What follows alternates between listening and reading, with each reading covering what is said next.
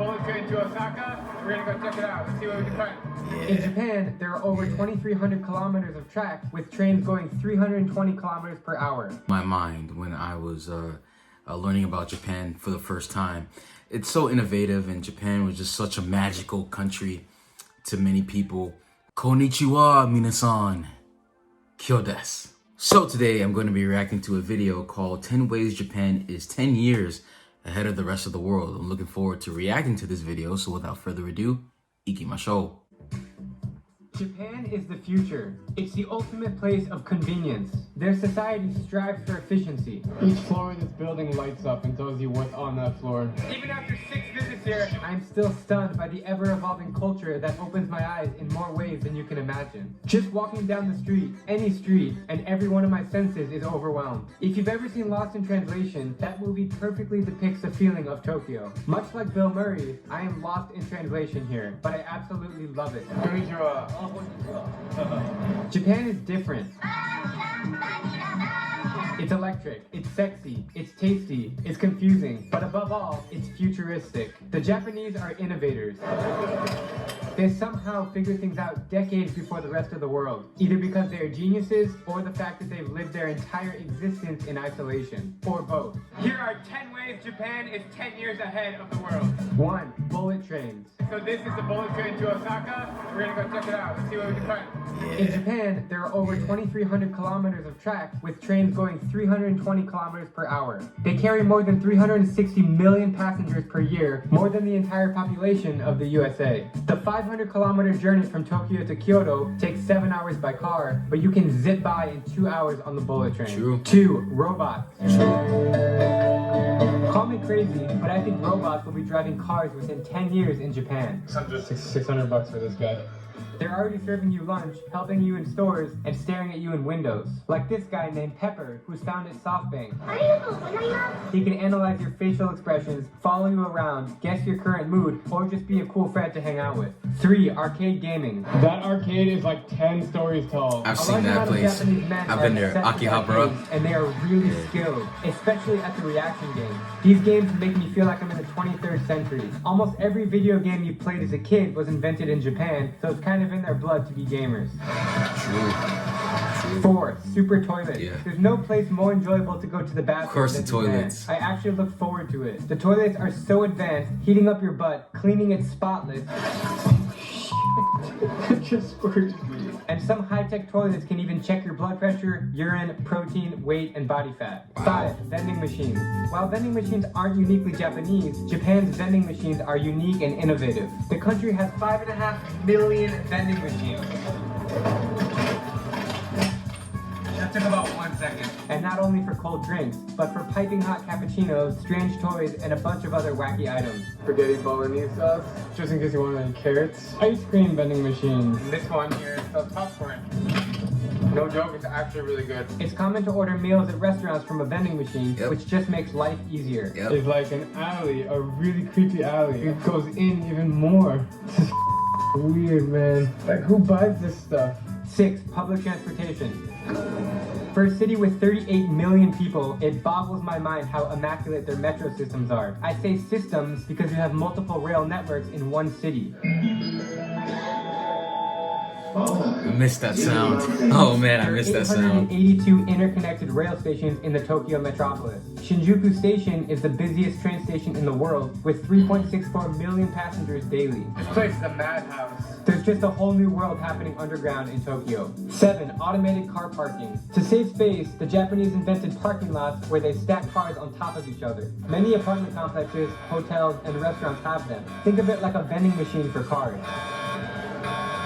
8. Future fashion. Just walk down the street in Tokyo's Akihabara district and you'll spot many people dressed like it's the 22nd century, decked out in retro sci-fi gear and styles that you've never even thought of. And also maids. 9. Touchscreen menus. At many upscale restaurants, there's no need for hostesses and waiters when you can have an iPad or a cutting-edge screen like this one to order your food. Order.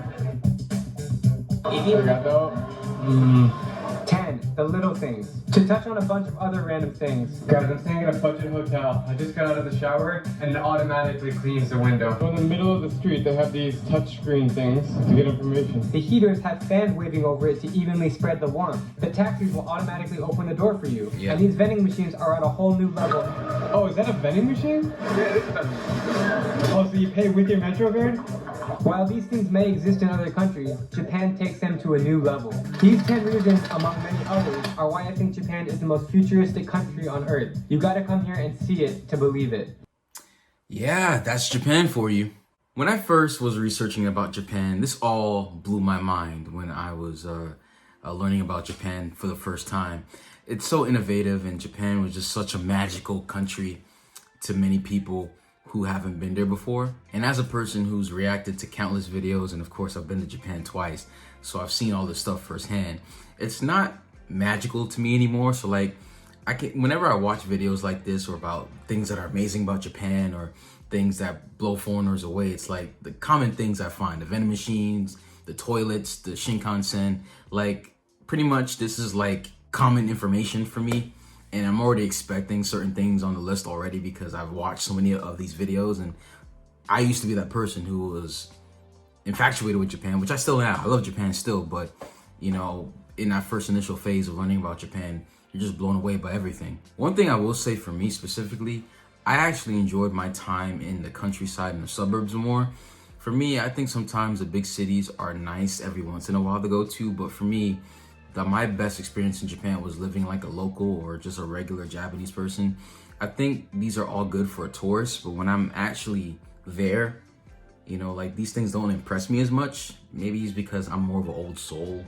I don't know. I wonder sometimes if having all these accommodations can make people soft, meaning that are people living in luxury and they're living so comfortably that it's really hard for them to go through difficult times or to face hardship because of how comfort the country is. And I've noticed with a lot of first world countries, a lot of people seem to be mentally weak because of how easy the standard of living is. Because when I traveled to Cuba, which is a communist country, I realized people were a bit mentally tough.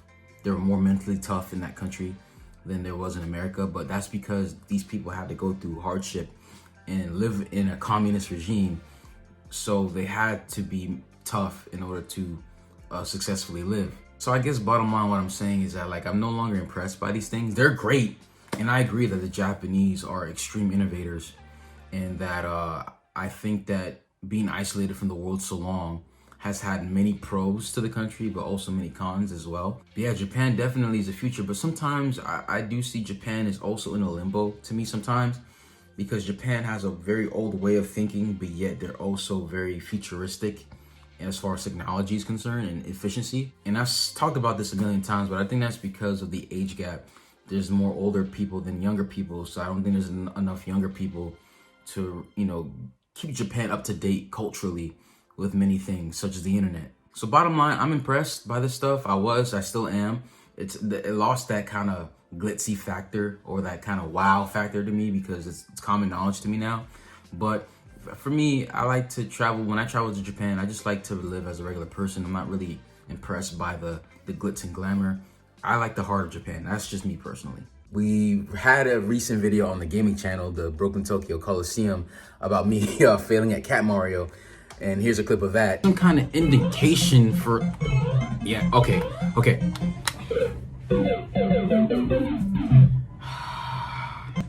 The point is not to get mad. This game wants me to be mad, but I won't allow it to make me mad, because I'm better than that. Yes.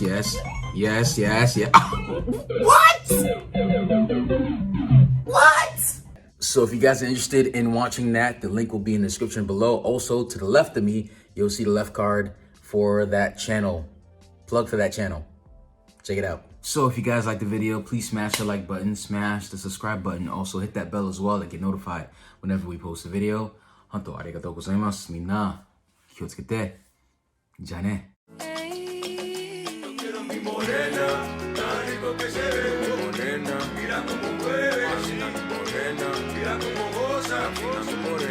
Mira como toma, me tomaron morena, tan rico Míralo, morena, mira como mueve, así, morena, mira como goza, goza.